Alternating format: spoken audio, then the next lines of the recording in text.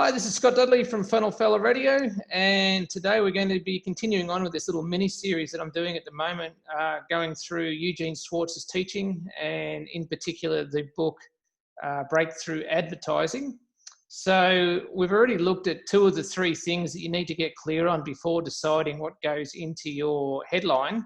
And just as a refresher, in case you've missed those, is number one, the mass desire that motivates your market, and also the state of awareness your market has about your product. So the next thing that we need to take a look at is the state of sophistication of your market. Or in plain English, how many similar products to yours have your audience been told about before? What's their general awareness about what you're selling?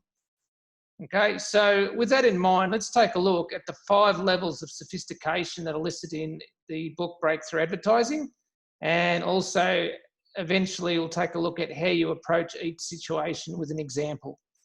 So the first level is basically when you're first in your market, then you're dealing with prospects that have zero sophistication about your product at all. So in this situation, you want to be very simple and very direct and to the point. So basically you want to name either the need or the claim in your headline and dramatize it as much as possible. So the idea is to make it as powerful as you can, and then you can bring in your product and you can prove that it actually works. All right, so that then moves us on to the second level of sophistication. So if you're second in the market, so if somebody's already released a product before you, and the claim that was used previously is still working, then basically the idea in this particular case is to copy the claim, but enlarge it, all right? So drive it to the absolute limit, outbid your competition. So you're basically using the same claim that they're already using, but you want to improve upon it and make your claim sound better than their claim. So I don't know, just as an example with a car, if the claim of the car is that they can get up to 100 kilometers an hour within 20 seconds, then your claim would be that you can do it within 10 seconds, assuming that that's true, of course. You don't make up lies. But the point that I'm trying to get across here is that you want to make your claim sound, you want to make your claim sound better than their claim. All right, so that's where you want to drive it to the absolute limit. And then the third level of sophistication is, in this stage, your prospect has now heard all of the claims and all of the extremes, and they've likely read or watched dozens of advertisements for a similar product before. And the mere repetition or exaggeration, it won't work any longer. It's old news. They just won't believe, and they've lost interest. The excitement's gone. So in this particular situation, this is where you need a new device, brand new device or idea to make the old boring claims fresh and believable again. So basically it's a new mechanism to make the old promise work again. And this could be, for example, a different process. It could be a fresh chance, or it could be a brand new possibility of success where only disappointment has resulted before. Okay, so I've already used the hair loss as an example before. This could be where you've come up with this miraculous hair loss treatment, and it does actually work. And, you know, most people that have tried hair loss treatments before, they don't believe that it's possible. They've basically tuned out. So this is where you would need to use a brand new mechanism to show them that there is a possibility of that success happening, and you have to actually prove it to them. All right. So that then leads us to the fourth level of sophistication, where in competitive markets, these strategies only provide a temporary advantage, unfortunately. Eventually they wear out. So what you need now in this stage is a new stage of elaboration and enlargement. However, the difference is this time the enlargement is concentrated on the mechanism rather than on the original promise. So in other words, make it a promise of extra benefits, something like where it's going to become quicker, easier, or more certain, because that's really what people are looking for, aren't they? Faster, quicker, easier, and more surer. So that's how you would approach that particular situation. And then finally, in the final stage of sophistication, your market no longer believes in what you're advertising. Okay, they've already heard it all before. Now they completely tune out. They're not interested at all, and therefore they no longer wish to even be aware of your product. So when it gets to this stage, this is where it makes it extremely difficult.